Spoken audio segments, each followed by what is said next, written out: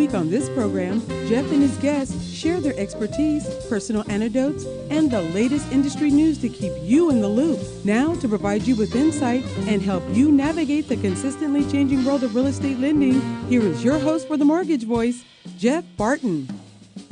Welcome back, everybody. I'm Jeff Barton, your voice in the mortgage industry. Thanks very much for tuning in to the show, listening once again to us talk about what's happening in the mortgage market.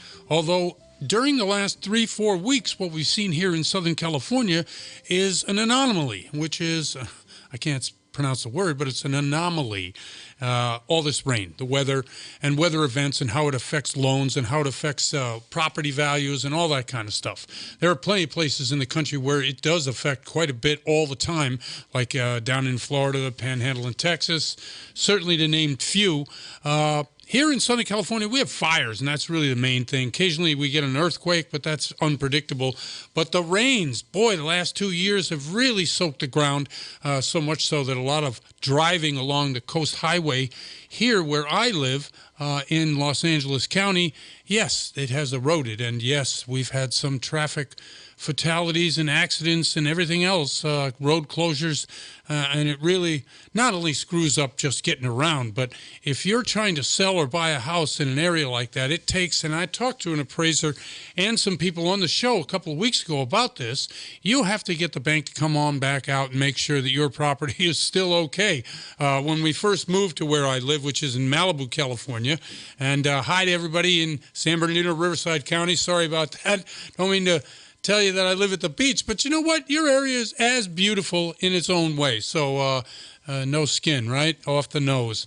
But what we were talking about, what's happening in Malibu, and when I first got there, about 30 years ago, we had rains like this in the late 90s. I don't know if people remember it, but it was deluge after deluge, and water like I'd never seen. The Sepulveda Pass was closed. There's water 10 feet deep in certain areas of the highway. Yeah, it was a mess.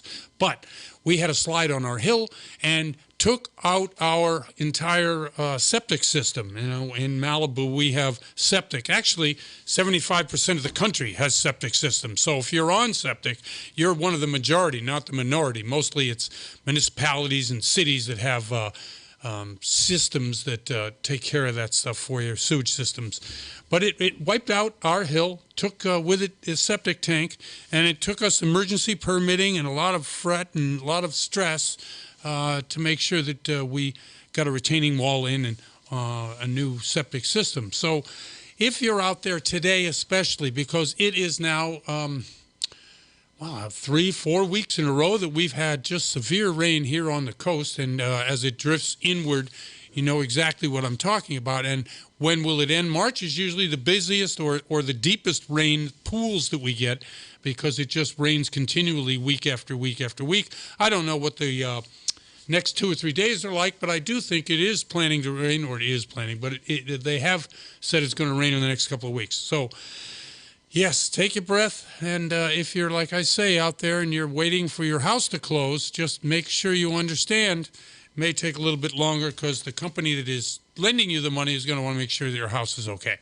Okay, I am Jeff Barton. This is the Mortgage Voice. If you want to see and hear the show, go to themortgagevoice.com, and that is on YouTube. YouTube is our friend. We've been broadcasting there, as well as archiving our shows for a long time. We have hundreds of shows there. You can go through it, see what we're doing, see how we look at the situation that we're in currently, as well as a long view, try to find out exactly who and what and where and why things are happening the way they are, and to give you a place where you can get information that you can't get anywhere else. If you also want to see our website, themortgagevoice.com is a great place to see and hear not only the show, but you can get a little bit more information about the guests that come on the show, maybe contact them directly. These are some great things that you can do to help yourself in this time of what am I going to do and how am I going to do it. There are a lot of different things that we can do as an information giver, but the main thing is to try to encourage you. Every market has its advantages.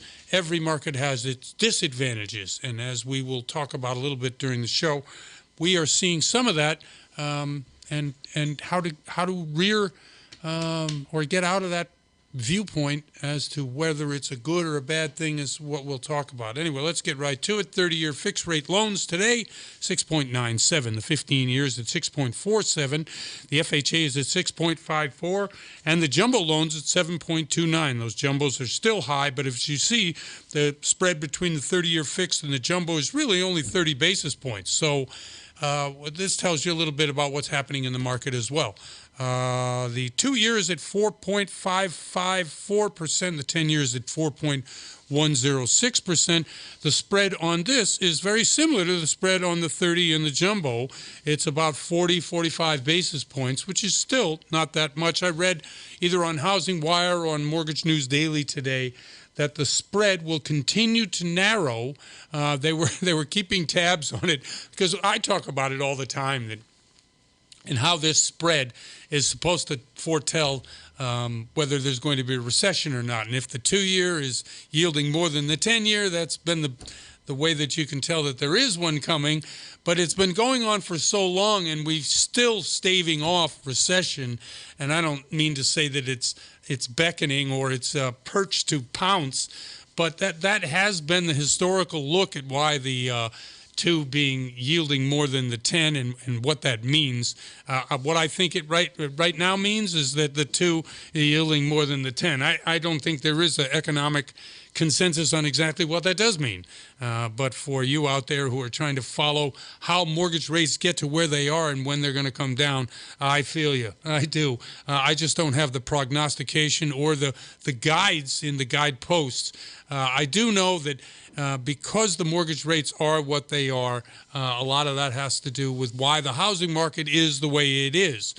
We have old mortgages that were locked in at a very low rate, and now we have high interest rates, which means that those people who've locked into the low rates, they're not going to go anywhere or change that. Why would you go from a 3 to a 7% mortgage? You just wouldn't. And that's one of the reasons that the housing market is frozen. They call it the lockup rate.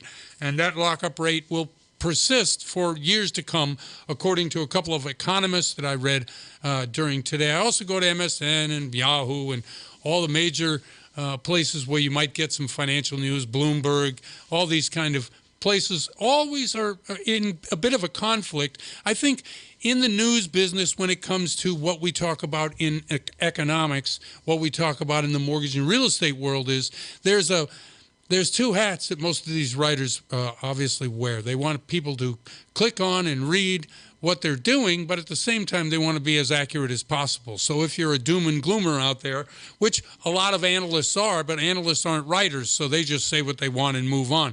It makes for great copy when the writer can really lead you down a path and then conclude at some opinion which is positive, and that's the drawback between the written and the actual pontifications of analysts that are out there saying, this is what's going to happen and that's what's going to happen. A couple of the major players out there chiming in on the debt is too high and we're going to get swamped by it. Jamie Dimon is one of them. He, of course, is he heads up Chase Manhattan, J.P. Morgan Chase. So he, along with a chorus of other people, are saying, obviously, is what I've been saying for a long, long time, debt is too high. And the interest on that debt, and I talk, was I listening? So many interviews that I watch and see, it's hard to keep track because I don't have my notebook and I don't keep writing down everybody who says what. So I apologize out there if you're saying, hey, I said that. Well, who listens to this show? Only my friends in San Bernardino and Riverside. Nobody from the Big Apple or some of the financial centers are listening. But regardless, the debt is eating us alive, and it's over $1 trillion a year that we're spending on interest on the debt. Now, our economy is $23 trillion. Our debt is $32 trillion, and we're paying interest payments of about $1 trillion a year. And just to keep you in mind of what that kind of number is, the Defense Department, which is the largest, they eat up more of the federal budget than anybody, they're not quite at $1 trillion. So we're paying more in the interest on the debt than we are in our most expensive line item on the budget on an annual basis. That is not good. It's going to grow. Whoever wins the election, that's why it really doesn't matter to me. I really would like to see us eliminate this kind of spending, this deficit spending, what Reagan used to call supply side economics. No, man, you just can't keep printing the money, right? That's what everyone says, even though that's not really what happens, but it's easier to view it like that. Anyway, I'm Jeff Barton. I'm your voice in the mortgage industry. Really appreciate you listening to the show, and we'll be right back. You're listening to The Mortgage Voice with Jeff Barton. We'll be right back with more in just a moment. For questions or comments, send emails to info@malibufunding.net. Now, back to The Mortgage Voice with your host, Jeff Barton.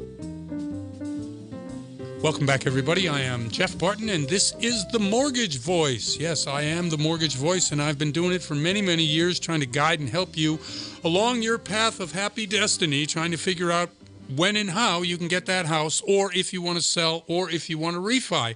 There are all kinds of solutions out there, but a lot of the solutions in today's market nobody wants to hear about because, one, too expensive, and two, you just don't want to compete. Now, there are several things in my list of things that I want to talk about, but let's talk first about all the different websites that you can go see us, the podcast. Do you have that list in front of you, Daryl? I do. Here, let me hand it over to you. Okay, excellent. Spreaker, Stitcher, iHeartMusic, iHeartRadio. Let's see. Oh, I actually have a list. Apple Podcasts, Google Music Play, Spreaker, Spotify, iHeartMedia, Radio.com, Podclips.io, and MortgageVoice.com. Okay, terrific. These are all the places where we podcast, where we drop what we do on a weekly into these outlets. Now, people say, well, how are you getting found and how are they figuring out where you are? Well, we have such a track record that we actually reach quite a number of different people. Our main target group is right there in San Bernardino, Riverside counties. These are the people that have been with us for years, for a decade, actually over a decade. We're about 10 years into the show and have been loyal listeners. They always are good people with feedback, asking me questions about what is this and what is that, and just general information where on a Saturday or Sunday you're driving around, you can find somebody who's talking about what you need to know. Now, obviously, this is kind of a cyclical thing. You're not going to need us or know to come to our show unless you're looking to refinance or you're looking to buy or sell a house. This is the information that's raw, it's real, and it's in front of you on a weekly basis in all these podcasting areas, as well as KCAA.com, AM, FM signals out there. In one's on top, I forget what mountain's it on. Do you remember? Do you know? Most of the FMs are in Box Springs. Oh, okay, very good. All right, so Daryl's microphone's out a little bit, so if you hear a little bit of an echo when he's speaking, that's why. All right, let's get right to what I wanted to talk about eventually, but let's get to it right now. Credit scores, how credit scores affect your rate. That's really what credit scores do and how they are. We talked last week or the week before, I forget which, about how the credit and analysis and the credit score issuance is going to change into 2025, probably by the mid to the late part of 2025. And they may say, well, why are you talking about it now? Because it's coming, and it's going to change the way we look at people and how we value what we see on paper as to how they're paying their bills. Because basically the credit score is about how you pay your bills and how much are you in debt in paying those bills. If you have a credit card and it's got $1,000 credit limit on it and you're $500 and you pay the minimum every month, that's not good for your credit because you're using 50% of your available credit and only paying the minimum. So this is the kind of credit information that goes into your score. Now, the score itself currently, which is TransUnion, Equifax, and whatever the other one is, 3 credit scores, and they have, obviously a top score, a middle score, and a bottom score. The middle score is the one they use for your credit on mortgages, and it is a snapshot. It is not a revolving kind of, or revolving is a bad word because that's also used in credit. It's more of something that, like you would take a snapshot today of you and your friends outside, you and your family outside, and that would become frozen in time. That's the way credit is done right now. So what they're going to do is they're going to go to a trend, what they call a trend line. And the trend line will be 2 scores, about 18 to 24 months of how you're paying your bills today and what your particular credit usage is today. So they won't go historically from back to the beginning of time to come up with a score and freeze, that's what it is. They will look at how the trend is going. For instance, if you're trending to whereby you were at a place and you're improving your ability to repay, and you're improving the days that you repay, and you're improving the amount of money that you need to pay back, i.e. it lessens on a monthly basis. You're paying down those particular credit card bills or bills that you have. That's a good thing, and that will help you more. The trending credit line is coming, and as I said, probably late 2025. Okay, so today, the average credit score has dipped for the first time in 10 years. The national average credit score, and you might say, wow, that's a lot of people with credit scores. You're right, it is. And because since the Great Recession, which was in 2008 through 2009, 10, 11, we saw credit scores at 684, 686. Well, today's credit score that has come down is at 717. Now, you may say, wow, that's pretty high credit score. It is. And really, it's only fallen by 1 point. It was 718. It has fallen to 717 on a national average. What is the national credit score? That's what it is. Now, if you have something which is 717, you would be considered a paper person. It's really 720 and above. As everyone knows, credit score goes up to 850. But certainly, if you are 720 and above, 740, you are a paper, and you will get the best mortgage rate available in the market for that particular loan that you're going for, especially if you can prove income. Certainly, credit score will determine rate, income will determine the ability to repay, and those things combined. I'm going to ask Jennifer Conrad, she's coming on the show today, just how processing has changed, or if it has changed, from back in those dark days to today, or even as last year to today, with the rising interest rates, and how we look at credit, and if credit is expanding. These are some of the things that I want to ask her when she comes on the show. Okay.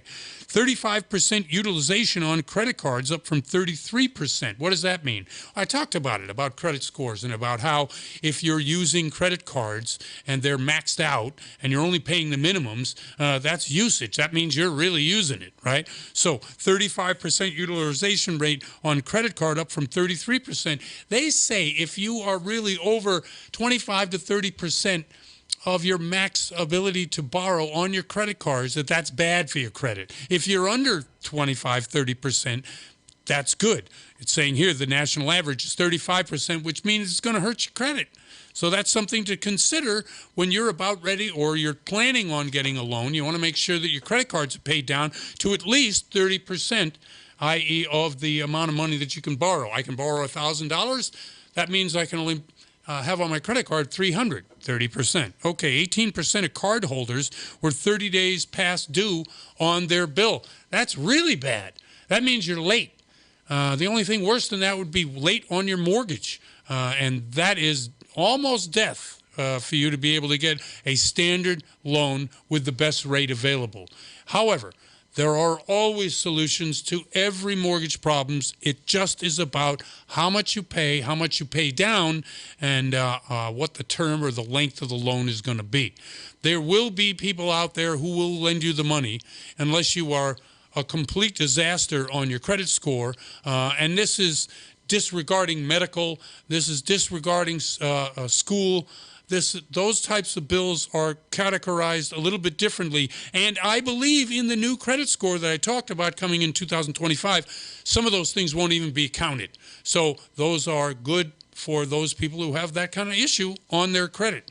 Let's see. So all of these are what I'm talking about is because the credit score becomes the most important thing when you're talking about how much you're going to have to pay on a monthly basis. So, word to the wise, I'm sure you're all listening, and I really appreciate it. Let's get to a couple other things quickly. Buyers' affordability in high interest rate environment. That's correct. We always look to what they can afford, and we talk about the affordability the affordability index, and that buyers are having a tough time, one, because the house prices are going up, and two, because the rates keep going up. We never talk about the seller. Let's talk about the seller quickly. We have about 30 seconds. Sellers price cutting in high interest rate environment. Okay, what does that mean? It means because buyers are having a difficult time to be able to come up with the money for either the down payment or the credit score to make the payment, they're getting fewer and fewer offers, which means that a great percentage of sellers have to cut the price of the house in order to sell that house. Bad for the seller, right? What is the percentage? In 2023 to 2024, March this year, 31% of the buyers, of the sellers, have to cut prices in order to sell. That's not a good thing. Anyway, I'm Jeff Barton. We'll get to more of this later in the show, and I'll be right back. You're listening to The Mortgage Voice with Jeff Barton. We'll be right back with more in just a moment. For questions or comments, send emails to info@malibufunding.net. Now, back to The Mortgage Voice with your host, Jeff Barton.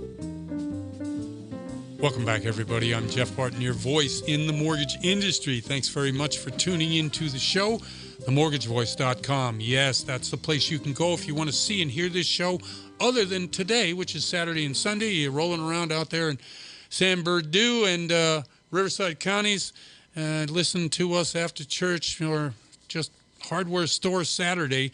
Hopefully the rain has stopped and things are drying out and you have an ability to really improve the property that you're in. But I appreciate you listening, and I appreciate you coming to the show each and every week. KCAA is the radio station, and again, AM, FM, both signals are great. Jeff Barton, the Mortgage Voice on YouTube. You can see us there. We mentioned in an earlier segment some of the podcasts that we're on, and again, I appreciate you listening. With us is always great people, and so Wendy Van Wessel, who has been here many, many times, joins us once again. She's from Kind Lending. She's an account executive there to talk about some Cal Halfa product. Wendy, how are you? I am fine today, Jeff. How are you? I am fine today, too. I was talking earlier about all the rain we're getting, and hopefully people's houses aren't washing away.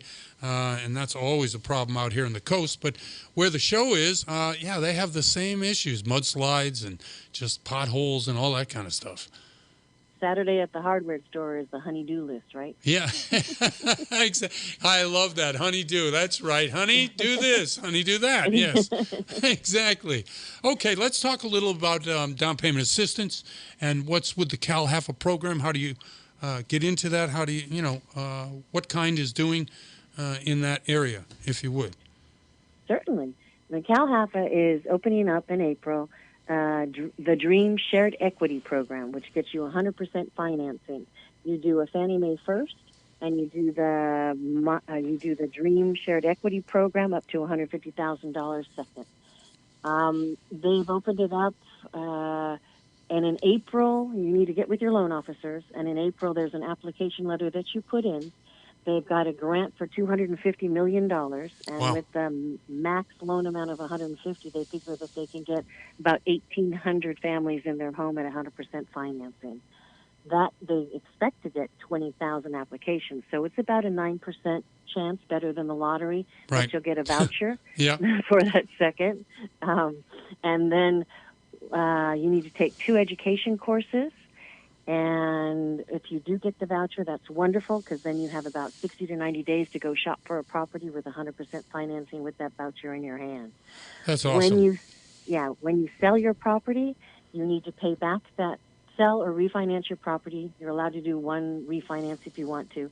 The shared equity part comes in with if you have $140 that the value of your house went up to, you have to pay back part of that equity up to 20% up to 2.5%. That's not too bad. That's not too bad, no. But there's another option for you, too. Okay. What else did I want to tell you? You need to be a first-time home buyer. You can't have owned a home for 7 years, not 3 years. 7. Okay, used to be 2, right? Used to be 3, I think. Okay. There's always 3 that they were looking at. And then you also can't have your parents that owned a house.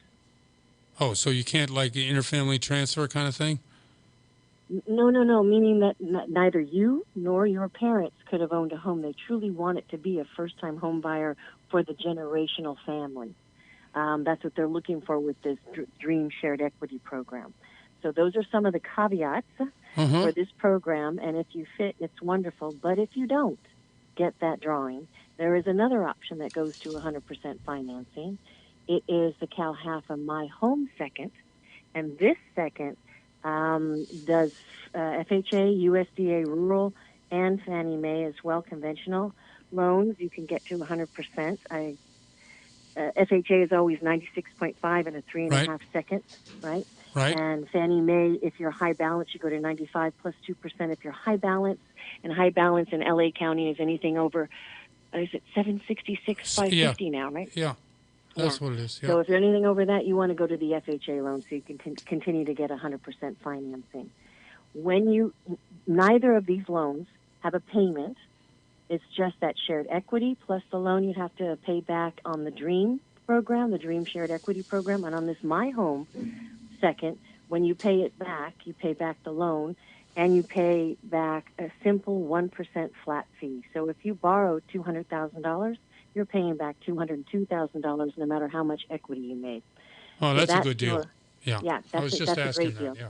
No, that's excellent. I think that kind of loan is terrific. Now, are both these loans in the same $250 million pool? No. The DREAM Shared Equity Program Yeah. is the one that has that pool and has those caveats about first-time home buyers and the shared equity. Okay. The My Home is available now. There's no drawing. Okay. And it can get you to 100% financing. And, yes, it is a great offer for people out there. Is there a limit or the amount of money in that pool, or is this just always available? My Home Seconds are always available. Great. And when you pay back your loan, you're paying it back for the next family to be able to get the My Home loans, too. No, so these they're are recycling the money. Yeah, these are great programs, especially now. I mean, we're talking affordability, and we're talking how the lock-in that we experienced during the really low interest rate environment is really hurting. No, it's not only hurting buyers, it's hurting sellers, hurting the market. Obviously, the people who work in the market are suffering because there's just not enough volume. We're seeing exodus in a lot of different ways in our business. But providing these kind of down payment assistance to California first-time home buyers is a really good deal. And for those 1,800 that get it this year, yeah, that's great. Where does the money come from? Is it federal money? It's a grant. Okay. On that one. But the My Home is there. They don't have to have anything to do with that $250 million. Right. And if you look at the DREAM in Los Angeles County, your household can make $155,000 and still qualify. If you're going to the My Home Second, you can make $194,000 in your family and still qualify. Now, let me ask you a question. Those two figures you just quoted. Now, I'm an old guy, so I'm thinking, wow, that's a lot of money. But I talk to people, younger borrowers, people who are, Gen Z, Gen X, and they're like, geez, that's no money at all. If you have a kid and they start adding it up and they're going, I can't afford it. It's expensive out there. Yes, it's very, right. And what is expensive and to me is different because I paid off my house. I'm an old person. I'm on a fixed income, blah, blah, blah. It's quite a bit different than somebody who's trying to get to a point where they can not only afford it, but see a future beyond just, affording a house. They want to have a family, want to be able to take vacations, do all that kind of stuff. It's expensive. Yep, you can position yourself, too. There's a lot of programs out there to help people position themselves. Another program that we have is a HELOC or a 30-year fixed standalone second. So if they've got their credit cards that were jacked up because they needed the money, and they're paying probably close to 22% often, you can get the standalone 30-year fixed or the HELOC, which is interest-only payments for the first 10 years, and maybe have a 10 and a half, depending on what your FICO score is, what your CLTV is, combined loan-to-value is. You can get a much better rate, pay those off, and then try and get yourself in a position where you don't have all those extra other liabilities, and your $194,000 or your $155,000 will allow you to have the 50% debt-to-income ratio that you need for a lot of loans. Oh, that's excellent. I spent the first couple of segments, and I talked about credit score and how credit score really affects the rate you have. How does, in all of these situations, does it matter what your credit score is when you're going to Cal Halfa because it's FHA? Well, we go down to 580 for regular FHA loans. Okay. We do some approvals. If the condo complex is not approved, we do those. We do if it has litigation that's not mold or how the construction of the condos are. We do those too. But for example, Cal HAFA with the My Home Second, Right. Cal HAFA First, FHA with the My Home Second, you need a 640 FICO score. Okay. Cal HAFA Conventional First with the My Home Second, you need a 680 minimum FICO score. Okay. So you do need to have a little bit higher FICO score than regular FHA, but you do get the 100% financing too. No, that's excellent. No, and because, I mean, we were talking about national average of credit scores and different ways that you can improve your actual your payments just because the higher credit score you get lower interest rates. Is that still true with these types of loans? I mean, let's say you have an 800, you're going to get a better rate than someone with a 580, oh, right? Definitely. Of course. And right. if you pay your credit cards down to 30% rather than off, right. yeah, then you get higher. Your FICO score goes higher quicker. And if you pay them down, like, say, the end of February, then by the 10th of March, all three bureaus should be reflecting that 30% balance on your credit cards, supposedly. So make sure you get it done by the end of the month, and by the 10th of the next month, you should see a big difference. Okay, excellent. Listen, we have run out of time. You really had a lot of information for people. I hope they hear it. Would you let them know how to get in touch with you in case they have additional questions? Certainly. My Great. name is Wendy Van Wessel.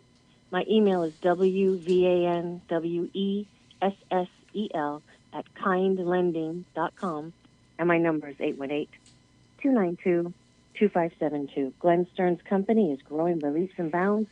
If you want to have a job as an underwriter, give us a call. Excellent. Nice pitch. Okay. Wendy, thank you very much for once again coming on the show. You're always the best. Thank you very much, Jeff. Have a wonderful day. Thank you, too. That's Wendy Van Wessel from Kind Lending. I'm Jeff Barton, your voice in the mortgage industry. We'll be right back.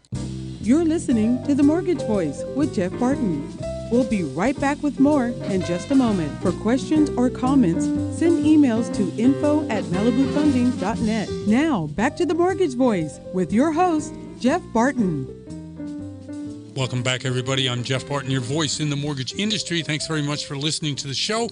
Each and every week we come to you, we bring to you solutions to problems that are either on the horizon, in front of you, or you just went through. Certainly commiserating with friends about what's going to happen or what might happen. Yeah, it's fun and nice, but isn't it great to have ability to find out exactly what's going on in the mortgage industry? That's why the show exists. We're on KCAA.com is a good place to go and see archive show, hear archive show, Saturday and Sunday driving around. You can listen to us on their AM or FM signal. And again, I'm Jeff Barton, and this is The Mortgage Voice. We are always fortunate to have great people. We've been doing the show a long, long time. And Tomas Trujillo, who joins us now, has been on the show probably about as often as anybody else. But we bring him back because of his knowledge, his experience, and his dedication to you, the borrower out there in the mortgage world. Tomas from Jet Mortgage, hi, how are you? How you been? I'm doing great, Jeff. How are you today? I'm fine, thank you. And thanks again for coming on the show. Absolutely. It's always my pleasure. Thank you. Okay, so let's get right to it. Mortgage industry is in kind of a slump, although we might see some relief if we get some more product on the market or rates reduce. At Jet, what are you guys doing to help solve these problems for some of these borrowers? You know what? I don't think we're having those problems. I beg to differ with that statement. Excellent. We're slammed. Oh, excellent. Well, tell me, right what's going on? Oh, my. The biggest things, we have DPAs like crazy going right now. What's coming out of our ears, we have, personally, I just uploaded 3 today. The seconds are killing it. I-10s are still hot. They're still moving. And with the I-10, we have a lot more leeway in there. So I can do a P&L I-10. I can do a DSCR I-10. I can do a VOE only I-10, a 12-month bank statement I-10. Those products are just moving. People are wanting to get in houses. You know, I sent an email out about a week or so ago, and I told people, don't be dumb. People are waiting for the rate to come down. You can always refinance your rate. When those rates come down, those prices are going to go through the roof. Right. Whatever you think you're going to save, you're going to overspend. You're going to spend 30, 40, 50,000 over asking price. And why? Get the property now. When rates come down, refinance it. So what's okay? I love the strategy, and I also love the fact that you're busy, and the products that you're offering seem to be working. Right? I mean, the down payment assistance programs. Are you doing that Cal HAFA? Or what other down payments might you be doing? I'm doing Cal HAFA, which is the first, a second, which is the DPA, the down payment assistance, Right. and the third, the ZIP, which has the closing costs, so you can go up to 103%. Okay. Then I also have Chinoa. Chinoa is only a first and a second to 100 CLTV, but on that program, you don't have to be a first-time home buyer. You don't have to have an income requirement. You can go anywhere in the country, almost anywhere in the country, most of the country you can go to. Right. And we have our own priority, our own DPA product, which is kind of like Chinoa, where you can go anywhere. The broker can make a little bit more money on it. He's not limited. It's easier. It's cheaper. So these are just moving. Tell me about some of the costs associated with these types of programs. The one from your company especially, but certainly the Chinoa, which we rarely talk about on the show.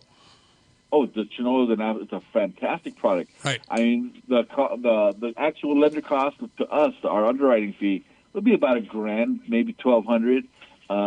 But I mean, you can go up to FHA high balance on it. It's not only an FHA product; it is a conventional product. I have those as well. I'm doing condos. I'm doing a lot of condos with Cal HAFA that are conventional because a lot of the condo buildings are not FHA approved. Right. On my product, I can go up to 100 CLTV. That one I can do anywhere in the country. I'm doing 2 in Texas right now. Somebody left California. Right. They're going to Texas and they're buying their dream home for about $500,000. Wow. I mean, it's like back in the old subprime days. I would tell people, even if you got the money, why would you use your money? Use our money. Right. What the hell? I mean, you can go forgivable, where you don't have to pay it back, or you can go repayable, where you do pay it back. You have all kind of options for anything you want to do these days. Now, your experience obviously is showing through what we're talking about, because the products that you're just rattling off as if, you just got them all sitting in front of you and you're just reading them. No, it's the experience that you bring to it. How is that experience affecting your ability to be able to close loans? I bet it's off the charts. Well, I've been around for a while, so Right. I kind of know how to maneuver things. Right. How, not everything in this business is black and white. People want you to think it is. You have some companies out there that won't take your loan unless it fits into that little box. Right. That's right. That is not us. We will make your loan go. We are not here to take loans in and say, no, I can't do that. We're going to make a loan work. Luckily, I've seen a lot of stuff in my 30 plus years. Absolutely. All my gray hair, I Yep. love to tell my wife it's because of her, but no, it's trying to get these loans to work.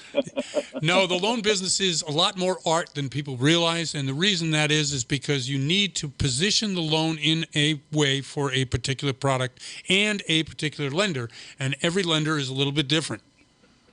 Absolutely. I mean, if it was all cookie cutter, everybody would go to Wells Fargo or B of A. Right. That's right. And it's funny, the mortgage industry, the mortgage broker is a channel that seems to not go away, right? We've been predicting the end of mortgage brokering for decades now, and it still gets stronger and stronger, whether it's the advent of the huge, behemoths like Rocket or UWM, or a lot of the smaller players out there. Absolutely. We just had a meeting on this. With UWM, you got a bunch of guys who are paid $2,500 base salary, and they get $50 per loan. Right. Okay, great. Well, guess what? I'm commission only. I am going to make that loan work. I'm going to answer your phone call at 11 o'clock at night. I'm going to pick up the phone. I'll be in front of my computer Sunday afternoon working on your loan. I'll be doing your income. I'll be telling you, okay, I need this. Let's get this. Let's get the appraiser out there. Let's get this thing moving. I know how to work it. I'm going to help your borrower get into his home, because actually it's pretty fulfilling. I've had borrowers call me who are living in a motel or living in Right. their RV because they sold their house and their broker couldn't get it done, Right. so they had to go someone else. And Yeah, I've done that a million times. I've had people call me, crying, thanking me. And I've also had people call me, yelling at me. But No, I think that's also true. Prognostication, where are we going to be in 6 months rate-wise? everybody's predicting they're going to go down. They're not going to go down as like everybody says they are. Right. They won't be 3 or 4%. I think we might hit maybe mid 5, 6. Well, actually, we're already there. I priced an FHA loan out today. Par pricing was at 5.375. How's that possible? I was looking at average loans for FHA today, and it was about 6.5%. I was down the 5s. Wow, that's great. Is that through? Well, it really depends, right? I mean, it's all up to the lender. How you're borrowing your money? When did you borrow your money? And what's the cost of selling it to somebody else? Yeah.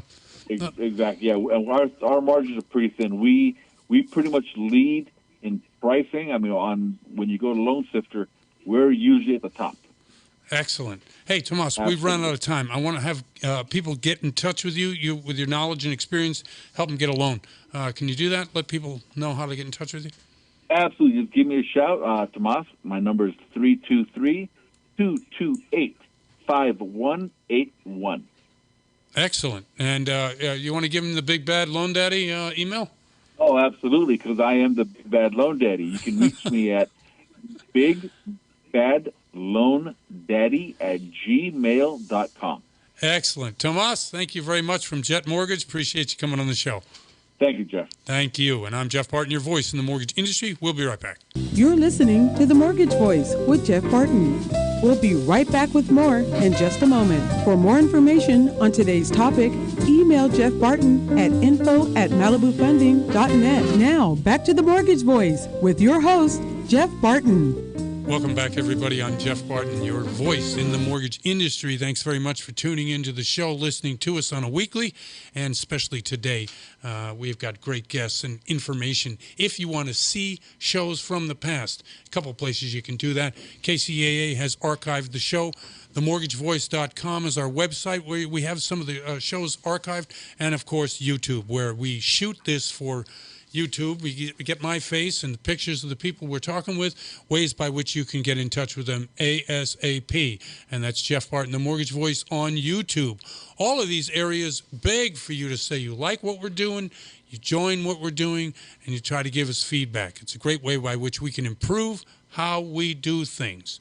One of the reasons that I asked Jennifer to come on the show today was how have we actually improved as an industry in certain areas of the processing and origination. Anyway, joining us from Malibu Funding is Jennifer Conrad from, I believe, Las Vegas, Nevada. Hi, Jennifer. How are you? Hi, Jeff. Thank you so much for having me back. I'm doing well, thank you. Thank you, and thanks for coming on the show. We were talking earlier in a different segment just about the way things have changed, certainly in product availability and with the mortgage kind of lock-in where people are locked into those 3%ers. Getting a mortgage at 7%, if you're used to 3%, has really locked down the housing market. How is it out there in terms of availability of housing and affordability of housing? Different than in California, yes? It is a little bit different. I do notice that out here in Nevada, there is obviously more desire for a lot more product. And just even experience with talking to some of the real estate agents, maybe not having necessarily enough supply for the demand that people have. But, getting around as far as like having, the higher interest rates, we have lenders that are offering, more lenders that are offering down payment assistance programs to help people, doing 2-1 buy downs to buy down the rate, at least to give them, 2 years to, try to catch up. Sure. And then, for some of our self-employed borrowers, maybe they are already in a home and, have kind of accumulated some debt and, throughout this whole process, we're offering some aggressive products like doing a profit and loss program even for a second mortgage to try to help them, sort of offset that, and the interest from that would actually be less than what they're paying on credit cards. So we have a lot more aggressive programs going on now. The process, i.e. your job of taking a loan from the initial application through to funding. The difference between today's world and when it was 2 or 3 years ago when it was just, at lower interest rates. Have you seen a difference in what lenders are looking for and the difficulty of actually getting a loan to funding, or is it the same? I do feel like, yes, lenders are asking for a bit more. So a lot of times in the past, we might submit one set of conditions after getting the initial conditional approval. You might have one or two more conditions on, and then you kind of prepare for closing. It does feel like underwriters are probably scrubbing files a little bit harder, and so they're asking, for more conditions. But part of, the whole process of it as well is, understanding that they have to do their due diligence, but as, a good processor and loan officer, it's also my job to say maybe in some cases, can I offer a little bit of pushback? Because maybe in some cases I feel like it might be unnecessary. Right. So, I'm still closing loans and still, being able to get them closed reasonably fast in less than 30 days and, a lot of cases. So, but it's just also a matter of knowing that since underwriters are doing that, it's how I submit the file in. So I'm sort of pre-underwriting it before I get it in to already ask the things that I need, to sort of anticipate what they're going to ask for. That's interesting in that there is, because of the nature of the way the business is, do you think that the lenders are doing that to slow the process down because they're waiting for cheaper money to come down the pipe, i.e. the money that they have to borrow in order to lend out? Or is it just they're afraid of the loan itself? No, I think it could be a combination of both. I think, when you talk about, as far as like, having money cheaper to be able to lend out, yes, I would say that probably is across the board for your standard conforming, where borrowers are, as we would consider a paper, we're verifying, everything. Yes, that might be the case. When you have, some of the more aggressive products, it could be maybe, this borrower does not fit exactly what they want in that parameter, and, they realize they can't offer certain programs just to everyone. And so that being the case, they may make it a little bit more difficult. And I think in that case, it's probably a case-by-case basis, depending on the borrower. Let's talk a little about that CPA letter you were talking about, or the CPA getting involved in the second in terms of verifying what's on the P&L. How does that work? So as long as the borrower is self-employed, a minimum 660 credit score. Okay. Generally speaking, I will, talk with the CPA and let them know that, hey, we're going to review bank statements, see what the lender is coming back telling us that they see is, what we have in the bank statements, and then working with the CPA to review the last year's tax returns as well as the bank statements to see if we can look at what the borrower has to qualify simply on a profit and loss statement being calculated based upon what the borrower is earning as gross receipts, whatever deductions, and then the bottom line being whatever it is that's going to be able to qualify them for the loan. So we do only a 12-month profit and loss statement. There are no bank statements to support it, but it does have to be actually calculated by a certified public accountant or either a CTEC, so a certified tax preparer.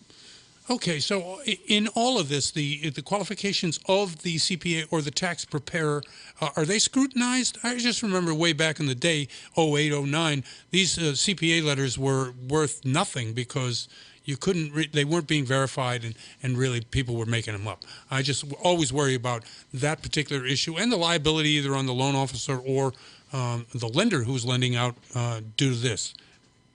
Well, they do verify that the CPA has a license. So I've had, a couple of lenders just go in and verify and say, okay, yes, we know, this person is an accountant, a certified public accountant, based upon the fact that they provide their license information, on the actual letter that they write. Right. But other than that, it's pretty much a stated program. So I think because the lender's not allowing a very high combined loan to value, 75% is the max combined loan to value on owner occupied and 65% on investment. It's almost like the exposure is not that high. And then they even put a cap on the max of the loan amount that they can have. So I do feel like, they're paying attention, they're scrutinizing the whole situation and making sure that the borrower, would be able to pay it and be able to afford it. Wait, and this is really non-QM loans. This isn't the traditional, 80-20 type loan, conventional through Fannie or Freddie, right? This is all non-QM. This is a non-QM, yes. Okay, yeah. Speaking of non-QM, tell us about that. Do you utilize the programs a lot in non-QM? I do. I actually have a couple of borrowers right now that I'm doing what we call just verification of employment only Okay. loans. So they're W-2'd, but, maybe they get paid from, like a small company. I have a gentleman who gets paid from an automotive company, and it's like a mom and pop shop. Right. And so they literally write checks out of like just a checkbook, Right. which the underwriter is not going to take. So it makes sense that we have a full verification of employment, that we submit in lieu of pay stubs. So, like I said, I have those. And then, we have a lot of people who are qualifying based upon bank statements. And even with that, I take the 12-month bank statements, have the lender look at it, and analyze it. And so then I'm working off of the income that the underwriter is saying, hey, the lender is saying, we see this, and, this is what we are saying that the borrower makes. So we have that. And then, like I said, with the profit and loss programs, we have that as well. And we still do, a lot of the DSCR investor loans, where we're not verifying income, but we are qualifying based upon what the rental is going to be on the property. Sure. And we still have a couple of lenders out there that are doing no ratios for those investor loans with 15% down. Wow. And 15%, that's good. I mean, usually you would expect more than that.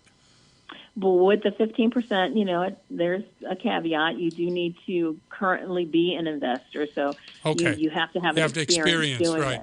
Right. If you don't have experience, then yes, you're looking at 25% down. And then if you need to do a no ratio and you don't have experience, then you're doing 30% down. Gotcha. Okay, we've run out of time. That was fast. Oh, geez. Sorry about that. Listen, I know you want to tell people where they can get in touch with you and how they can get in touch with you. If you could do that, that'd be great. Absolutely. You can call me at 773-593-6831. Excellent. That's Jennifer Conrad from Malibu Funding. Jennifer, thank you very much. Appreciate you coming on the show again. Thank you for having me, Jeff. You're quite welcome. I'm Jeff Barton, your voice in the mortgage industry, and we'll see you next time. You're listening to The Mortgage Voice with Jeff Barton. For more on today's topic, visit www.malibufunding.net. Now you can listen to KCAA Radio anytime on your smartphone device. Call 720-835-3099. 720-835-3099. It's that time of year again. No, not the holidays. Medicare open enrollment. And if you have questions about Medicare, you should talk to the local experts. Paul Barrich and Associates. Paul and his agents are certified with plans that are accepted by most of the medical groups in our area. Call 909-793-0385. Their service is free, and after